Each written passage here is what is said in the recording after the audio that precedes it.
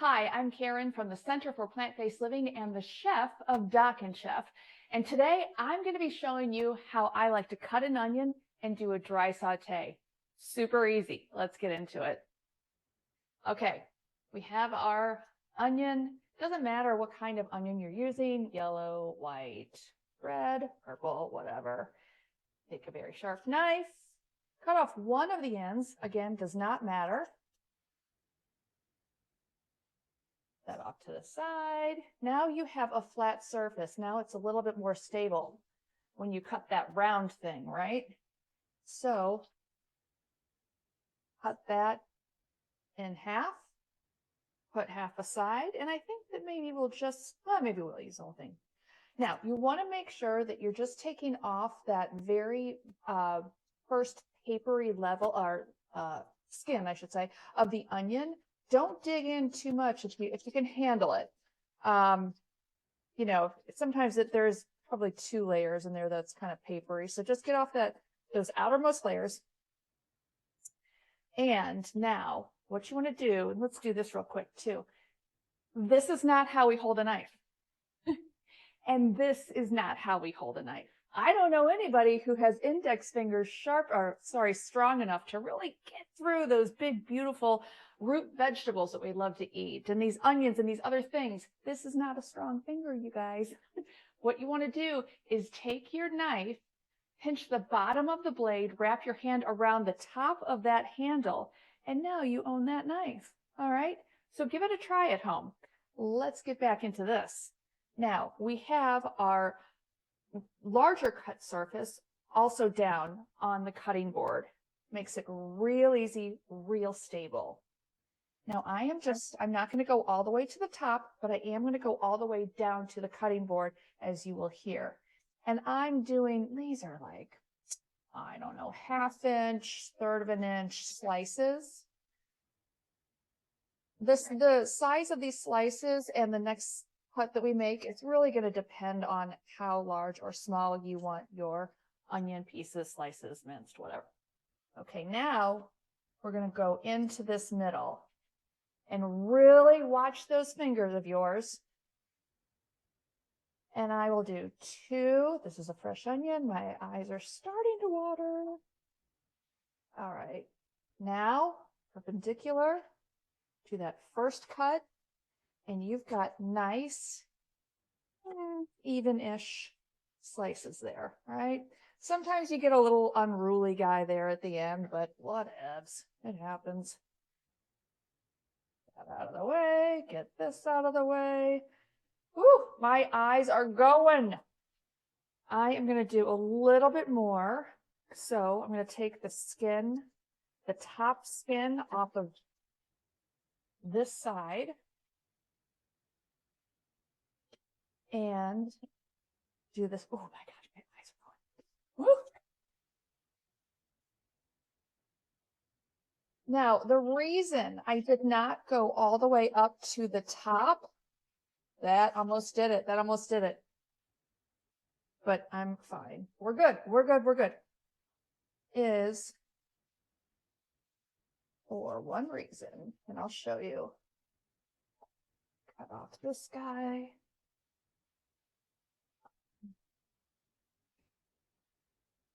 All right, so the only reason I did not go all the way up to the top, and it's just kind of a silly little reason, but it's so that I have one piece to pick up and put in my compost pile or my trash or my vegetable broth that I'm going to make. So it's real easy. You can do this any way you want. Listen, however you like to cut an onion and however best you feel comfortable cutting an onion is the way you should cut an onion. This is just something new if you're looking for something new. And it really does help you kind of keep all of those little bits about the same size, which is what you want so that they all cook at about the same rate, right? Okay, so let's get into the saute. We're talking, Caryn. Let's do it. Okay. Alrighty. So we have our pan and we're going to heat it up all the way up, all the way up. I'm at 20. It's going to take a minute or so. And I will then put our onions straight into the pan. No oil, no oil. Put your onions in there, okay? And this can be carrots, celery, this can be, I wouldn't do garlic yet, it's too delicate. But you can do carrots and celery and a lot of those more dense foods. Now, here's what you want to do. You want to make sure that, let me get my, yeah. You want to make sure that you keep everything moving around very quickly, right? Keep them going, keep them going, keep them going. Now, I'm going to pull my heat down to a medium high, a cooking temperature.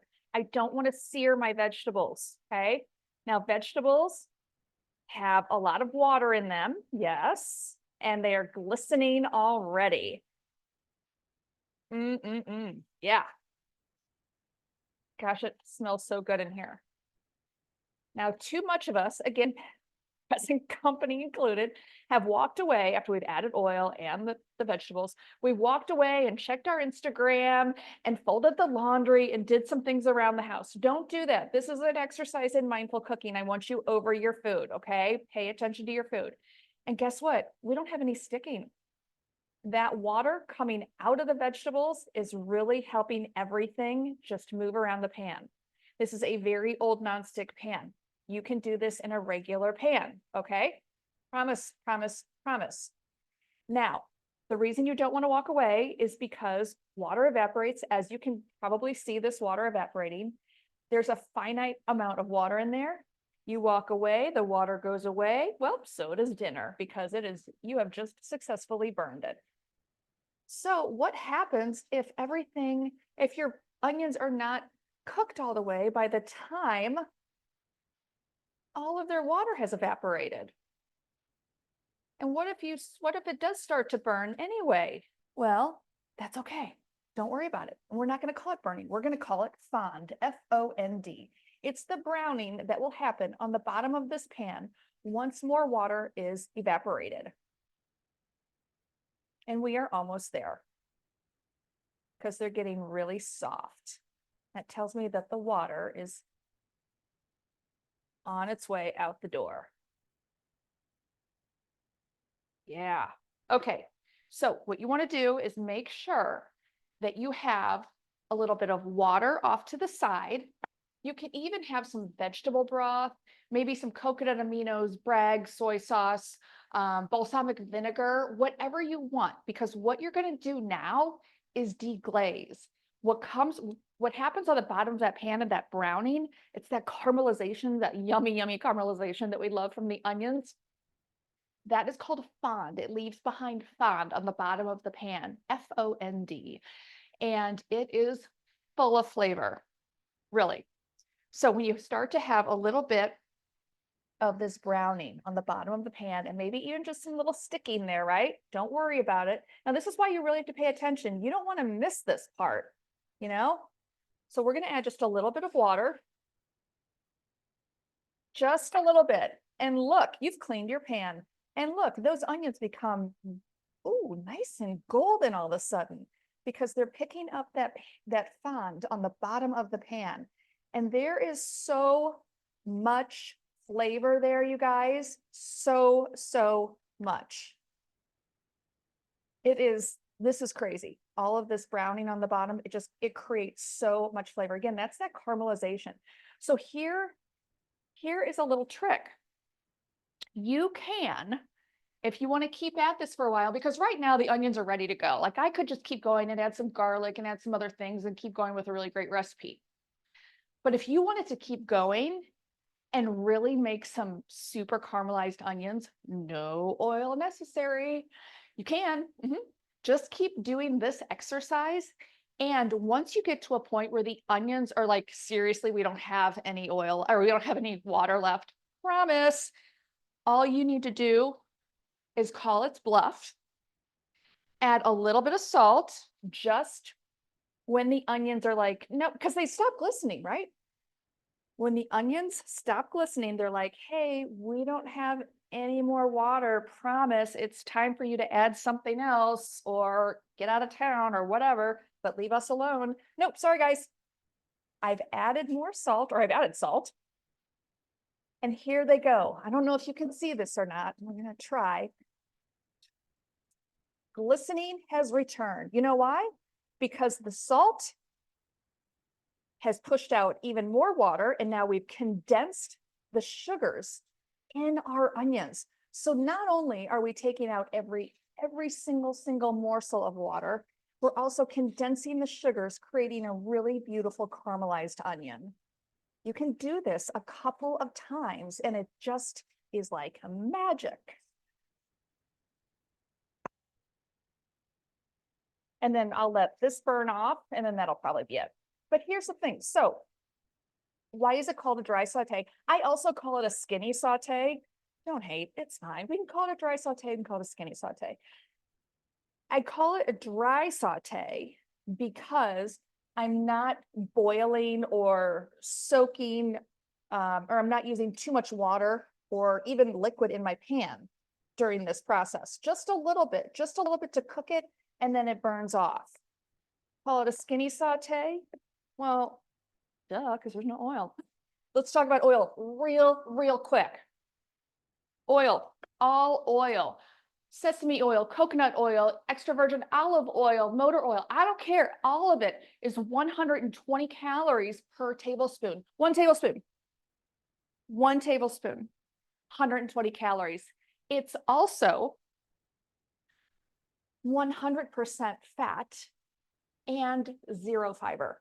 That's it. Oh my gosh. Oh, and it's also 14 grams of fat. So you have 14 grams of fat, 100% fat, 0 fiber, and 120 calories per tablespoon. So we don't have to hate on oil of 100%, but I just want you to be aware of what's happening, what you put in your pan. Okay. So if you're not so like into the dry saute, but you want to lessen your oil, then great. Now you know, maybe you just use 1 tablespoon, which is really all you need for your entire pan, right? That's all. You don't need to use gulp, 3, 4, 5 tablespoons per. And then also in another video, I'll do some oil-free dressings and sauces and things like that, because every time you buy a salad dressing or a sauce or something with oil in it, that's going to add a lot of fat and calories. One last thing, I promise this is really the last thing. When you add oil to a pan, as we have not, but as many people do, you're adding a buffer to the bottom of the pan and with the food. So bottom of the pan and in the food, lots of oil. What happens when you eat that? Yes, you get all the fat and calories. Yes. But you're also creating a buffer between your taste buds and the food. You think you can taste that food? You can't taste that food. You've just spent the money, your valuable time on making a really nutritious meal for yourself and your family or your friends or whoever you're sharing this with. And now they can't even taste the whole thing because you've added too much oil? Come on. Ditch the oil, or at least as much as you can, and really taste your food. That is a dry saute. I'll see you around. Now you.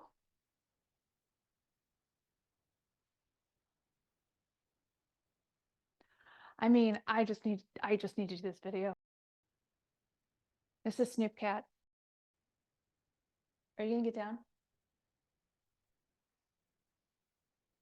Not down like that. Here. Oh, do not even. But I'm gonna have kitty fur all over me then.